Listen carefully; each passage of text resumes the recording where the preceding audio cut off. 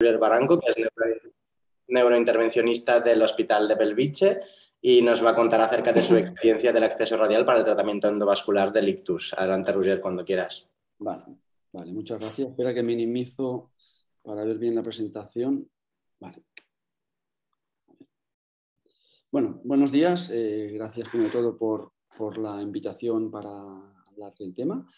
Y bueno, pues un poco lo que voy a hablar es de nuestra experiencia en nuestros últimos 4 años del uso del acceso radial comparado con el femoral para el ictus. Para empezar, empezaré con un caso, simplemente a modo de ejemplo para empezar, para calentar. Mujer de 94 años, tiene un ictus de una oclusión de mi1 derecha, anticoagulada, un NIH de 14 y pues antes de entrar se plantea hacer la trombectomía, pues revisamos el angioTAC, ¿no? Por la oclusión de M1 derecha y al revisar el angioTAC, pues por edad ya lo sospechamos, pero es un arco complicado de entrar a la carótida interna derecha al ser un arco tipo 3, ¿no? Que recordando que es el arco tipo 3 cuando el aspecto superior del callado respecto al origen de la carótida común derecha, aquí ya son más de 2 centímetros, ¿no? Que pues aquí lo veis en la reconstrucción multiplanar, ¿no? Entonces ya planteamos que puede haber una dificultad por femoral, ¿no? Entonces, en este caso, pues planteamos ir por radial, pero al medir por ecografía es una radial pequeña, una radial de una señora pequeñita, delgada, de 1.3, entonces, bueno, pues puede haber, sabemos, hemos aprendido que puede haber problemas, ¿no? Entonces, pues decidimos seguir con el estándar y vamos por femoral. Después de 40 minutos, ya esperamos dificultades, pues vemos que no podemos. Probamos varios catéteres, varias guías y no tenemos suficiente soporte. Entonces tenemos la duda, ¿qué hacemos? Radial, es una pequeña, puede que podamos, pero tenemos más riesgo de espasmos en la arteria pequeña, no queremos demorarnos más, pues al final, a pesar de saber, y está muy descrito en la bibliografía, que el humeral es una arteria más grande, pero tiene mucho más riesgo de hematoma y no es tan seguro, pues en este caso fuimos por humeral, ¿no? Y en humeral la verdad es que al final es el mismo acceso, lo mismo tipo de cateterización que harías desde radial, pues relativamente fácil, tenemos soporte y conseguimos revascularizar a la paciente, ¿no? Entonces, un poco lo que os contaré es a raíz de un artículo que ha salido publicado recientemente, que es eso, el Neuroradiology, que revisamos en nuestro equipo nuestra experiencia radial con femoral desde el inicio de nuestra curva de aprendizaje con radial. Entonces, a modo de introducción, lo que os contaba antes, ¿no? Es decir, estos son multitud de estudios randomizados de cardiología comparando radial y femoral y comparando complicaciones de sangrado y ven que en todos ellos hay una evidencia muy robusta que disminuye las complicaciones, el radial versus el femoral. Es cierto también que cardiología los pacientes suelen estar muy antiagregados y anticoagulados, eso también es cierto. Pero bueno, a esto llegó toda esta evidencia y en las guías clínicas de 2018 ya lo contemplan como una evidencia 1A, que tanto para diagnóstico de intervencionismo coronario hay que usar la radial por encima de la femoral. En cuanto a la bibliografía que tenemos de neurointervencionismo, en este artículo de arriba, en esta tabla, es un artículo que solo miran las radiografías diagnósticas, casi 20.000 casos, y sigue viendo que la complicación más frecuente es el hematoma femoral, un 4%. Y en esta revisión, que revisa distintos tipos de intervencionismo, de distintos tipos de estudios, de stroke, de flow diverters o de coils, ven que también la femoral, no solo el hematoma, sino otros tipos de al daño, al nervio o oclusión de la misma, la complicación femoral sigue siendo también la más frecuente. ¿Qué sabemos también? Que el acceso femoral, cuando hay anatomías difíciles, como en el caso que os enseñaba al principio, y en el caso de stroke, esas anatomías difíciles condicionan de que haya más tiempo de cateterización. Y eso al final conlleva, que es lo importante, conlleva que los resultados clínicos sean peores, ¿no? O sea, una anatomía difícil al final, por dificultad de cateterización, da un resultado clínico peor. En cuanto al uso de la radial para neuro, pues en los últimos 5 o 6 años ha habido como un boom inicial, ¿no? de esto, entonces pues ahí empiezan a haber distintas publicaciones de distintos sitios que habla de esto, ¿no? De Corea, americano, y nosotros también hemos intentado contribuir con nuestra experiencia. Y en cuanto al acceso radial para neurointervencionismo, Lo más usado que en muchos países, incluso los cardiólogos que hacen carótidas, hace años que lo hacen, es el stenting de carótidas. Aún hoy en día, por naturaleza emergente, o porque seguramente, como he dicho antes, es lo último en pasar de femoral a radial, ¿no? Por la dificultad, la emergencia, es la ictus, la trombectomía mecánica, ¿no? Es de lo que menos hay evidencia. Entonces, ¿qué hemos hecho nosotros? Nosotros, como os he dicho antes, no hemos ido directamente a hacer ictus por radial y describirlo, sino que hemos hecho toda una curva de aprendizaje, ¿no? Haciendo una geografía diagnóstica para aprender a pinchar la arteria, a usar la ecografía. El uso de ecografía también nos ha enseñado o ha permitido usar el acceso de radial distal, aprender a cateterizar, hacer un buen protocolo de hemostasia para intentar evitar las oclusiones. Y a partir de aquí pues empezamos con angiografías, inicialmente controles de aneurisma de un vaso, a lo mejor. Luego progresivamente pues todo tipo de angiografías de 4 hasta 6 vasos, ¿no? Y eso, repito, no solo para el operador, sino para todo el equipo, entender pues cómo se prepara la sala, los cócteles, para evitar vasospasmo y todo esto. Entonces, a partir de aquí, pues luego pasamos a intervenciones no selectivos. Los primeros ictus que hicimos fueron después de un fallo femoral y al final el último paso es el ictus por radial. Entonces nosotros en febrero del 17 es cuando hicimos la primera trombectomía y hemos hecho un corte hasta febrero de este año para tener los 4 años. Incluye, por tanto, el acceso radial en la curva de aprendizaje. Seguramente lo hemos ido mejorando, como todo, ¿no? Entonces, para la revisión, porque hemos cogido las trombectomías hechas por femoral y radial, para revisar y poder hacer los grupos comparativos, hemos excluido pacientes que tuvieron un ranking superior a 3, igual o superior a 3, NIHs bajos, y pacientes que en estos 4 años, que no es que sean muchos, pero hayan tenido más de 2 procedimientos, para evitar sesgos los hemos excluido también. Entonces hemos revisado, ¿qué hemos estudiado? Pues qué acceso hemos utilizado, qué técnica de trombectomía hemos usado, y luego, en cuanto, primero de todo, es si hemos podido o no cateterizar, y lo que hemos tardado en cateterizar. Si hemos podido o no vascularizar y el tiempo, las complicaciones tanto de acceso como de hemorragia intracraneal, y al final también, evidentemente, pues el resultado funcional ranking en los 3 meses. Hemos hecho subgrupos por circulación anterior y posterior, y también en alguno de los ítems, sobre todo en el de éxito o no de cateterizar, comparar operadores que en ese momento hubieran realizado ya la curva de aprendizaje de radial con menos o más de 50 procedimientos diagnósticos. Entonces, los enfermos que encontramos en estos 4 años, una vez hechos los criterios de exclusión, han sido 830, de los cuales la mayoría han seguido con el estándar femoral. Y en 64 casos el acceso escogido inicial, esto es el acceso que escogemos inicialmente, fue el radial. De estos femorales, en 36 casos hubo un fallo, no se pudo cateterizar por femoral.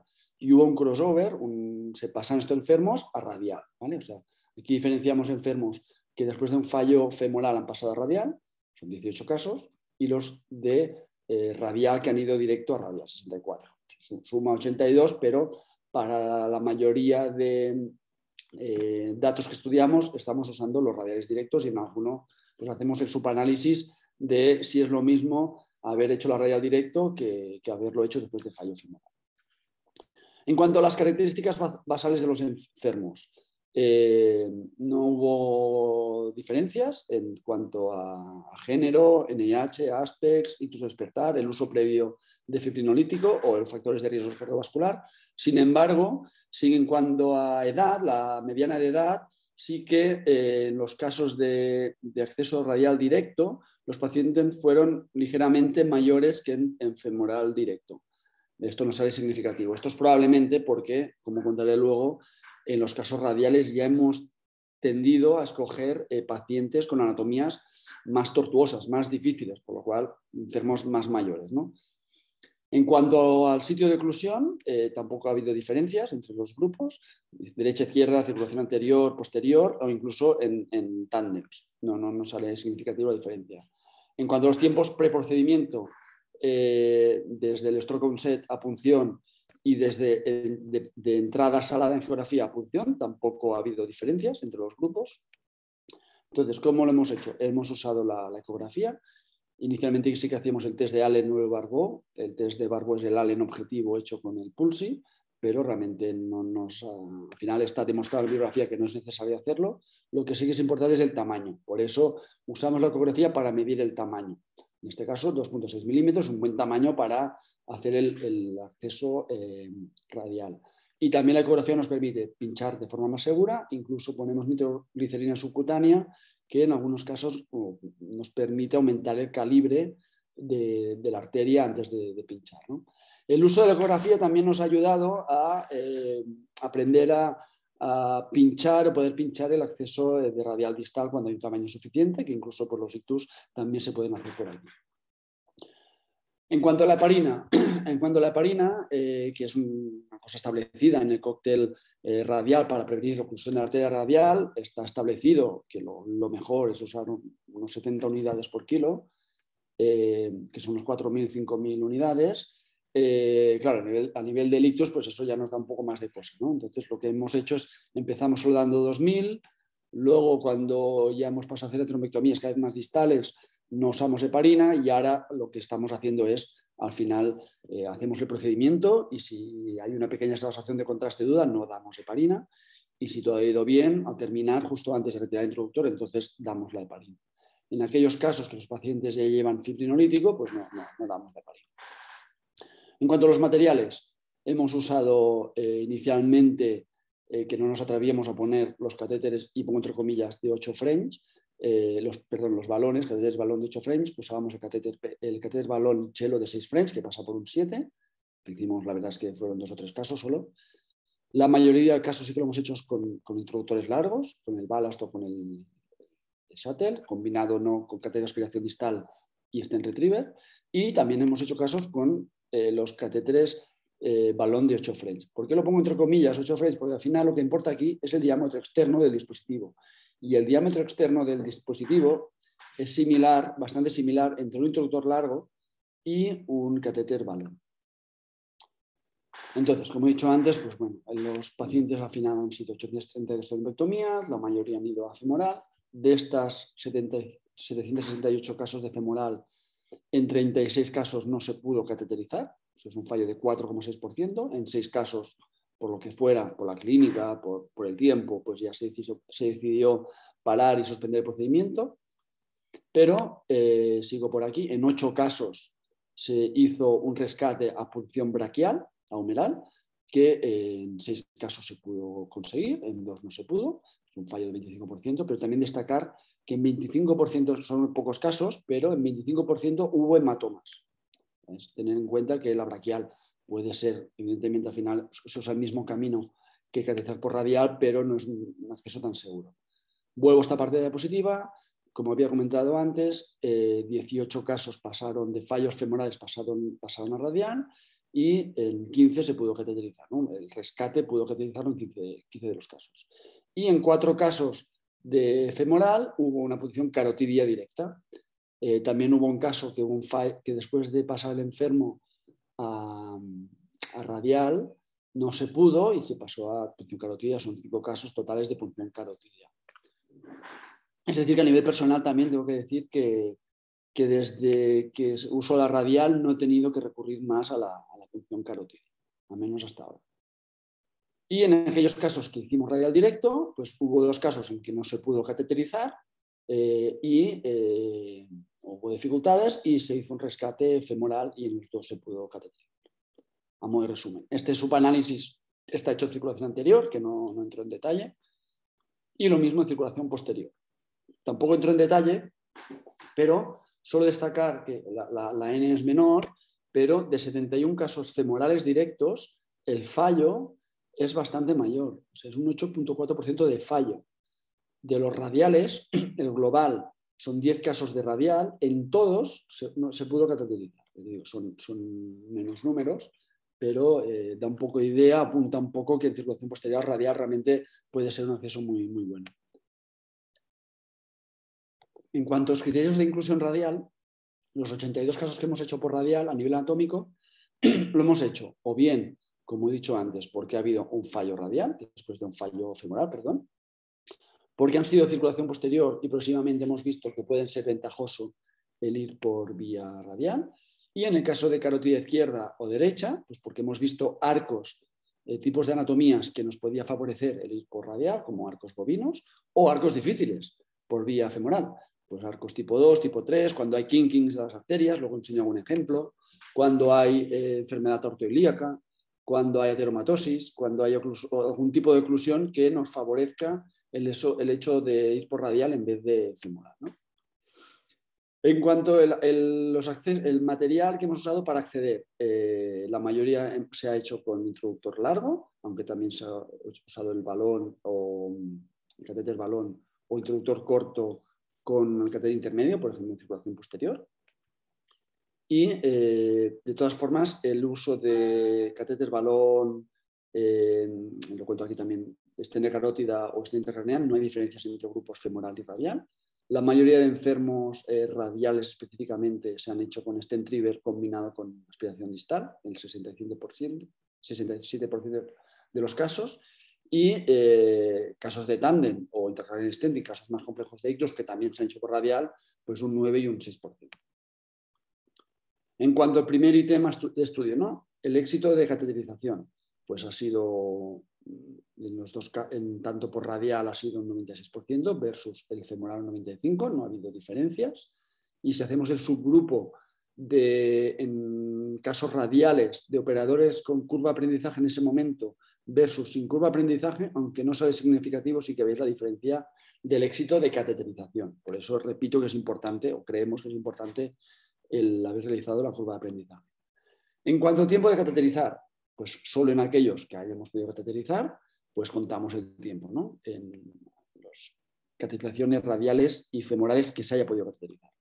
Y si hacemos las curvas por tiempo, vemos que no hay diferencias y de hecho incluso sale que por radial se va más rápido a cateterizar. Esto es estadísticamente significativo, aunque a nivel clínico es muy, muy poco, pero sí que más que no hay diferencias, incluso lo radial sale más rápido. Si hacemos el subgrupo de circulación anterior, esto también sale significativo.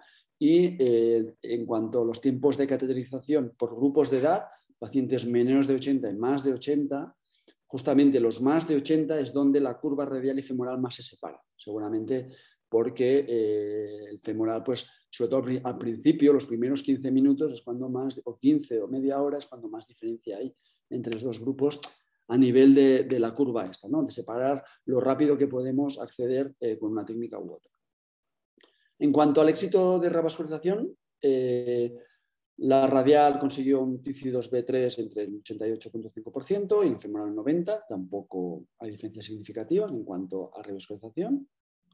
En cuanto a los tiempos de revascularización, de igual forma que hemos hecho antes, solo contamos en aquellos pacientes que se ha tenido éxito.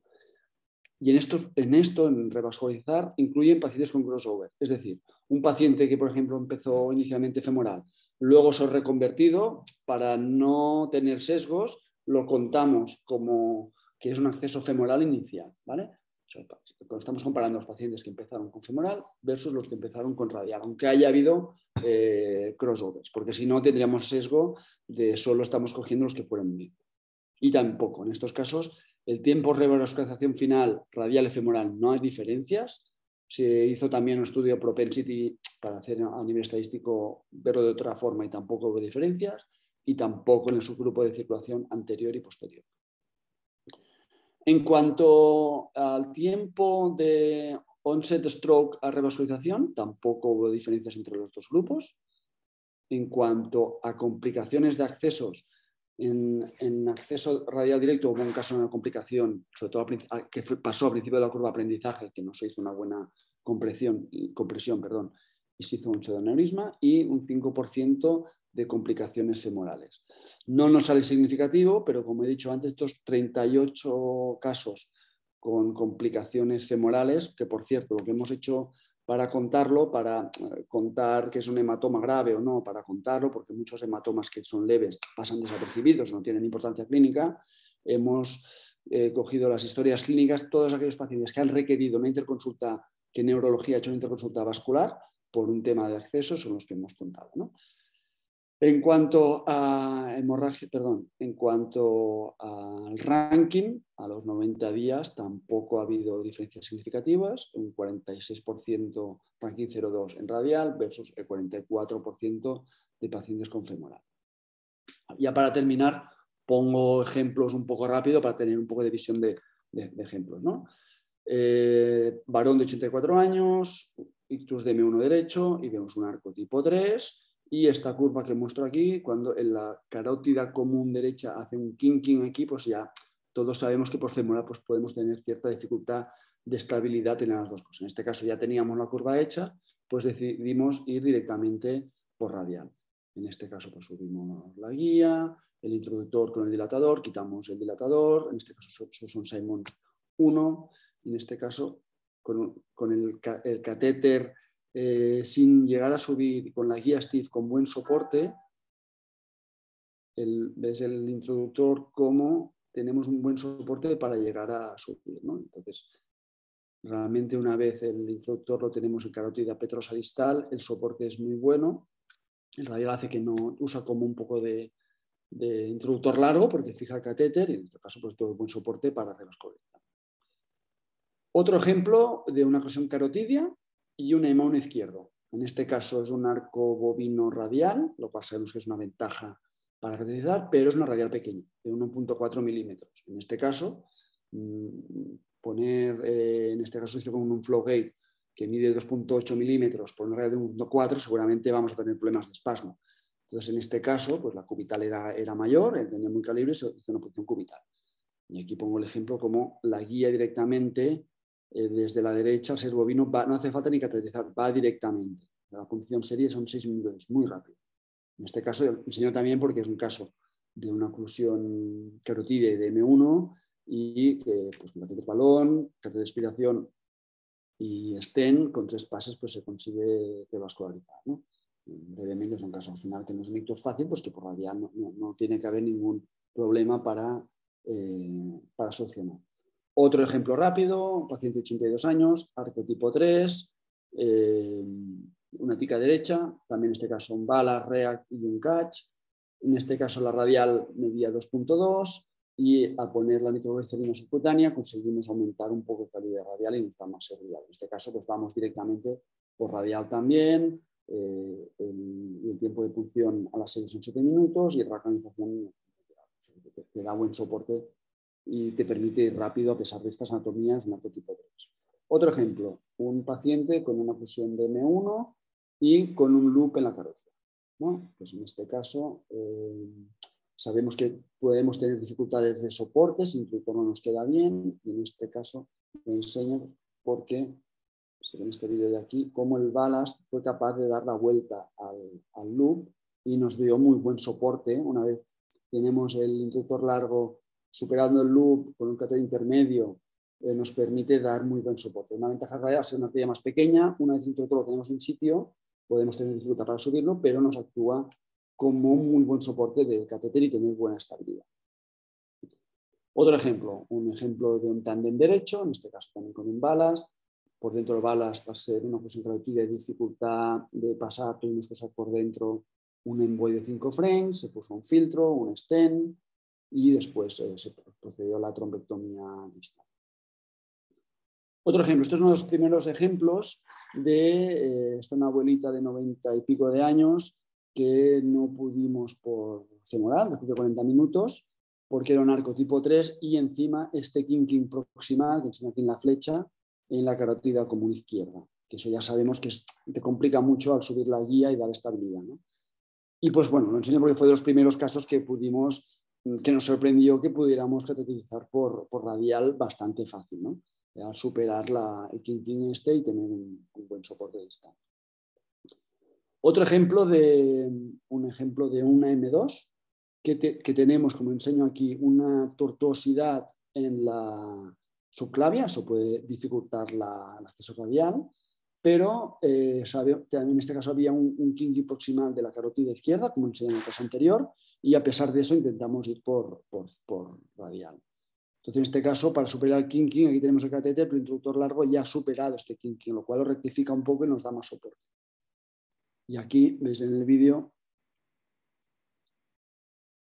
que bueno, anatomía lo enseño porque podía tener dificultad tanto por radial, por el kinking en la subclavia, como por femoral, por el kinking en la carótida, aquí veis, en la curva esta, en la carótida común izquierda. Pero bueno, se puede cateterizar en 8 minutos y revascularizar, en este caso, pues se puede ir bastante rápido.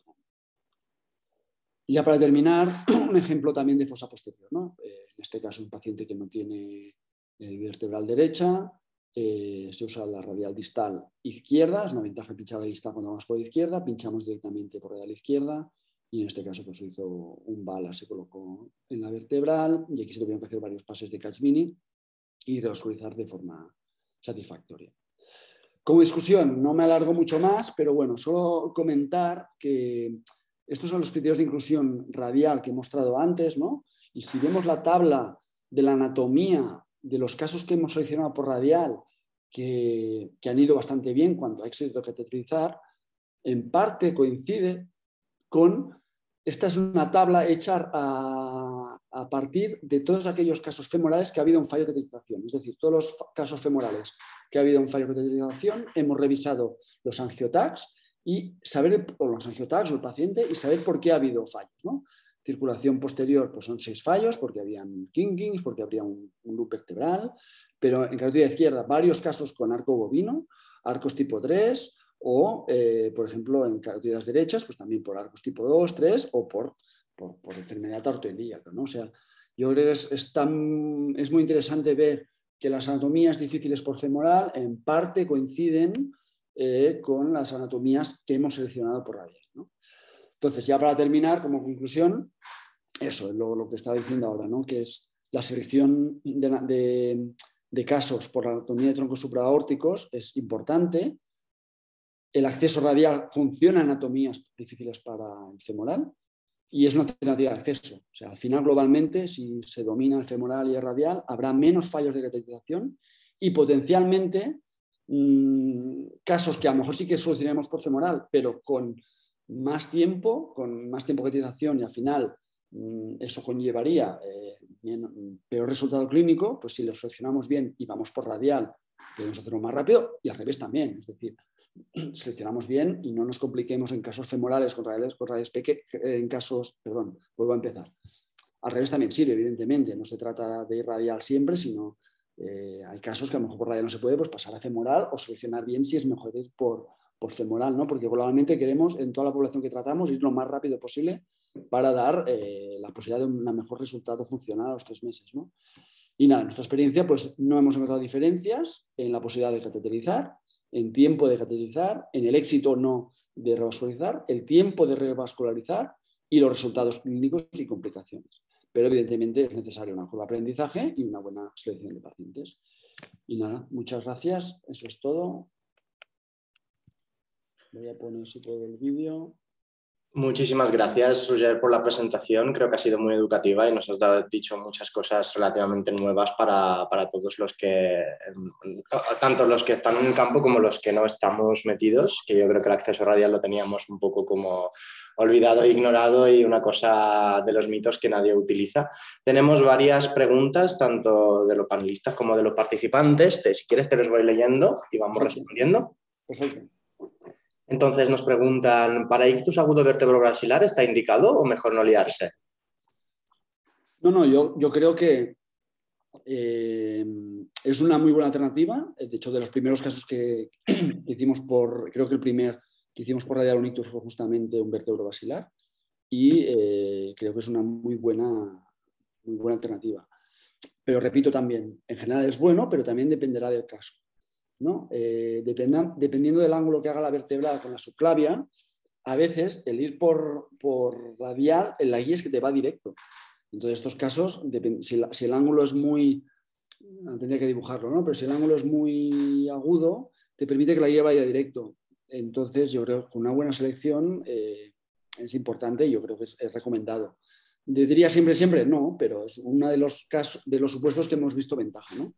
Con más ventaja aún. Como he dicho antes, el fallo en nuestra experiencia de fosa posterior por femoral es de un 8%, que es mucho más elevado que el de circulación anterior. Vale. La siguiente pregunta que nos hacen es si utilizáis anestesia general siempre en el procedimiento y si normalmente entráis siempre por el mismo brazo, como el izquierdo. Vale. En el ictus no usamos anestesia general, pero sí que tenemos anestesista con sedación, que eso también seguramente ha ayudado que los resultados sean buenos. Por un paciente con sedado, la arteria está más relajada que hacer un ictus sin sedación, ¿no? Eso seguramente también es una buena recomendación. En cuanto al brazo, la mayoría de casos, tanto diagnósticos o intervencionismos o ictus, se hacen por la radial derecha por comodidad, pero si es necesario, como el caso que he enseñado, o en algún intervencionismo, si hay que ir a la vertebral izquierda, pues se puede usar el brazo izquierdo. Vale. Sin problema. Incluso el brazo izquierdo, si se usa el brazo izquierdo, una de las ventajas es, una cosa que puede ayudar es, en vez de pinchar la radial convencional, es pinchar la radial distal, lo cual da una comodidad más buena para el paciente y para el operador. Vale. La siguiente pregunta es si hay una oclusión en tándem con estenosis de la carótida interna proximal mayor del 80%, ¿haríais directamente un stenting en fase aguda por vía radial? O sea, en el fondo, el acceso es una cosa, ¿no? Al final, que es mejor ese caso radial femoral. Luego no cambiaría lo que vas a hacer si es radial o femoral. Pues depende, ¿no? Normalmente hay escuelas de todo, ¿no? Pero en general se tiende a, si no es necesario, no estentar en agudo, ¿no? Por no doble integrar al paciente en ese momento, solo en caso necesario. Si hay buen paso para solucionar la estenosis o la oclusión, perdón, a nivel distal, pues hace eso, y la mayoría de grupos pues intentamos no estentar en agudo si no es necesario. Luego sé que estentar en agudo porque se va a cerrar o porque no hay forma, no hay tutía para llegar a la circulación intracraneal, pues también hay discusión. Hay quien estenta primero, hay quien y luego abre arriba. Eso ya depende de cada grupo. Vale, tenemos otra pregunta que nos dicen ¿qué dosis de nitroglicerina subcutánea utilizáis antes de la punción arterial? Vale. Lo que hacemos es, cuando damos la lidocaína subcutánea, guiado por eco, pues también le añadimos ahí 200 microgramos de nitroglicerina. Y eso se ha visto, no lo he puesto, pero está en el artículo, aumenta el diámetro a un 10-15%.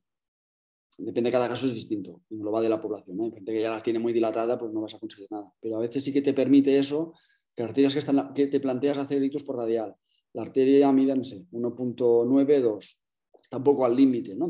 También vamos aprendiendo cuál es el límite. ¿Se puede hacer ictus con 1.8? Seguramente sí, simplemente es que el riesgo de hacer espasmo es mayor. Entonces, el hacer esto, el dar nitroglicerina subcutánea, pues si te aumenta a 0,2, pues ya pasas de una arteria que mide 2 a 2.2, pues bueno, pues ya aumentas las posibilidades de éxito, ¿no? De no tener espasmo. Vale, perfecto. Bueno, la siguiente pregunta es, en casos de punción humeral, ¿qué protocolo de hemostasia hacéis? Mira, se ha hecho de todo, desde compresión a usar el angiosil. Y de hecho en la bibliografía hay un artículo que compara las dos técnicas y las dos dan el mismo porcentaje de problemas. Así que si no hay más remedio se va por humeral. De hecho, el primer caso que enseñamos fuimos por humeral, usamos el angiosil, fue bien, pero simplemente se sabe que el riesgo es más elevado de hematoma, teniendo en cuenta que el humeral es una arteria terminal. Tienes un problema, es más difícil de comprimir. Si tienes un problema en esa arteria, tienes un problema en todo el brazo. La radial, al final, por mucho que te la destruyas, tampoco se trata de eso, pero tienes aún la cubital, ¿no? Así que si no hay más remedio se va por humeral, pero a intentar evitarlo. Vale. Voy a hacer una pregunta que todavía no ha salido, que es sorprendente. Es que si utilizáis algún programa de inteligencia artificial para, por ejemplo, deciros más indicaciones o menos de cara al procedimiento radial. No, pero a pesar de eso, creo que es una buena, con todo lo que he explicado de las anatomías, es un poco intuitivo, ¿no? O sea, al final, sí, revisando las anatomías que hemos seleccionado y las anatomías que han fallado por femoral, claro, la N sigue siendo baja, ¿no? O sea, al final, fallos femorales son 36. Pero imagínate que consiguiéramos analizar esto de miles de enfermos, ¿no? Como de muchos datos. Y también tendremos que alimentar al ordenador que cómo va la radial. Pues seguramente llegaría un momento con toda esta información que se podría saber de cada anatomía qué acceso es mejor. ¿no? Porque yo un poco de forma intuitiva pues he seleccionado, pues mira, es un arco tipo 3, el kinking. Ahora bien, seguramente a nivel de inteligencia artificial podría ser capaz de ver exactamente, mira, este kinking es importante si tiene tantos grados, si no, no. O la relación del arco tipo, claro, podría tener su papel esto. Alimentando muchos datos, creo que sí, podría llegar a tenerlo. Vale, otra pregunta que te quería hacer yo directamente es si habéis tenido alguna complicación importante con el acceso radial, porque en principio a algunos de los participantes les podría resultar difícil, porque al fin y al cabo estamos hablando de la mano y de la arteria radial. Si habéis tenido algún caso de isquemia aguda arterial.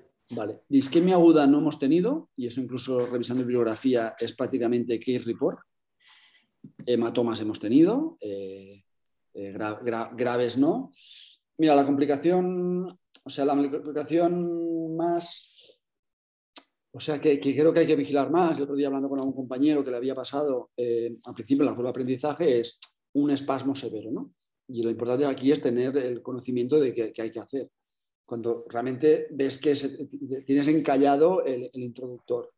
En ictus no nos ha pasado, pero probablemente porque también hemos sido cautelosos al seleccionar enfermos. Ya hemos seleccionado enfermos que la radial tuviera un buen diámetro, porque en ictus no nos queremos jugar. Queremos ir y no tener problemas de espasmo, ¿no? Pero, por ejemplo, recuerdo pacientes con stenting de carótida programado de haber tenido un espasmo muy severo. O sea, tiene catéter encallado en numeral, no ver ni arriba ni abajo. Entonces, aquí, si tiras de él, puedes tener una complicación grave. Te puedes llevar la íntima y potencialmente tener una isquemia, evidentemente. Pues en este caso, pues, ¿qué se hace? Dejar el introductor ahí, poner más vasodilatador, ir por femoral y hacer todo lo que por femoral si es necesario, terminar poco a poco, irlo quitando. No forzar. Al final, si ha entrado, saldrá. Recurrir a más eso. A más vasodilatador, a más sedación si es necesaria. Hay diferentes técnicas para intentar evitar eso. Pero es como todo. Cualquier curva de aprendizaje, todo eso nos ha pasado en cualquier cosa, ¿no? Pues cuando algo no lo dominas o estás aprendiendo, puedes tener complicaciones más porque no has hecho la curva de aprendizaje. Pero una vez se domina, claro que puedes tener complicaciones, puedes tener hematomas, evidentemente, pero vas puliendo mucho la técnica de nivel de complicación. La complicación más frecuente descrita, que no es que sea grave, pero es la más, y hay maniobras de intentar evitar, es la oclusión de la radial, ¿no? No suele ser sintomática, pero te previene de poder hacer futuros procedimientos. Entonces, pues aquí es donde un buen protocolo de hemostasia es importante.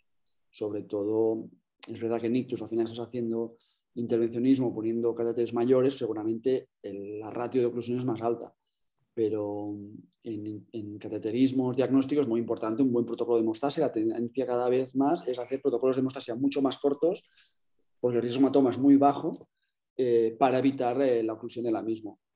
De hecho, por ejemplo, en la radial distal, y publicamos este año el uso de radial distal para neuro, tanto diagnóstico como intervencionismo, pues hemos hecho un protocolo de hemostasia de solo 15 minutos. Y si se hace bien la técnica, incluso recuerdo un caso que enseñé en el distal, que fue un ictus poniendo un CUC en la radial distal con fluinítico previo, solo con 15 minutos, ni hematoma, ni nada. Y eso al final es para prevenir la oclusión. Y la radial distal, la ventaja es que si se ocluye la arteria, se ocluye la distal, no la proximal, lo cual te permite volver a entrar. Bueno, muchas gracias por todas tus respuestas y tu paciencia, Roger. Voy a dar el turno de palabra a Miquel Terceño, por si quiere hacer algunos comentarios. Adelante, Miquel. Bueno, Roger, muchas felicidades. La verdad que cada vez que te oímos hablar de radial siempre aprendemos algo nuevo. Yo te quería preguntar simplemente una cosa más, si utilizáis, porque está en discusión, si corrígeme si me equivoco, utilizar el test de Barbeau siempre como prueba predictora de complicación, ¿no? De oclusión en la radial en caso de complicación. ¿Vosotros lo utilizáis siempre o incluso los ictus debido a la urgencia pues no lo hacéis y lo consideráis una complicación menor en caso de que suceda? Mira, al principio siempre lo hacíamos, ¿no? Siempre lo hacíamos. Con el pulsi, bien objetivado, ibas más tranquilo. Al final, revisando y estudiando, hay algún artículo de cardiología que recoge un montón de casos y que ven que no tiene ningún sentido, que no aporta, o sea, y que lo pase, ¿no? Que al final compensa y no hay problema. Lo que sí que hacemos es medir la arteria, ese es el tema, ¿no? Seguramente Si la arteria es muy pequeña, seguramente el barbolla es negativo. Una arteria, entonces aquí está el tema. Entonces, al final hacemos eso. O sea, un poco guiados por la bibliografía, me sorprendió también, pero no, ya no lo hacemos de forma rutinaria. Perfecto, muy bien, Roger. Pues muchas gracias por mi parte. Siempre me llevo una cosa más de radiales y nada, y esto aplicar una práctica clínica que yo creo al final es beneficio para el paciente y para todos. Muchas Perfecto. gracias. Muchas gracias a vosotros. Muchas gracias, Miquel, también. Paso el turno de palabra a Víctor por si quiere decirnos unas palabras finales. Bueno, muchas gracias, Nersés, y felicitar solamente a Roger por esta excelente presentación en la que nos ha enseñado que en cardiología ya existe evidencia de las ventajas del radial, en neurointervencionismo menos, pero con este trabajo que han hecho han aportado luz sobre el tema y que claramente ha demostrado que no existen diferencias según la vía de acceso en cuanto al éxito de revascularización, tampoco en cuanto al tiempo de revascularización ni en complicaciones, pero sí que el hecho de dominar otra vía pues te da posibilidades de personalizar un poco, según la anatomía del paciente, un acceso en otro, y esto al final pues seguro que repercute en beneficio al paciente. Y que no tenemos que olvidar que como cualquier procedimiento tiene una curva de aprendizaje y que es importante apoyarse en la ECO, ¿no? para intentar acortar esta curva de aprendizaje. No sé si quieres añadir algo más, Roger, si te parece bien. No, yo creo que más o menos hemos cubierto un poco la visión global y el mensaje creo que está claro. No sé si quieres algo más, pero bueno, solo dar las gracias de nuevo. Pues muy bien, muchas gracias, Roger. Pues muchas gracias. Despedimos la sesión de hoy, os esperemos en la próxima sesión el lunes. Que vaya bien. Muchas gracias, adiós. Muchas gracias. Bueno, el lunes. El lunes. No. La siguiente sesión será el jueves, que es fiesta lunes, martes y miércoles. Ok.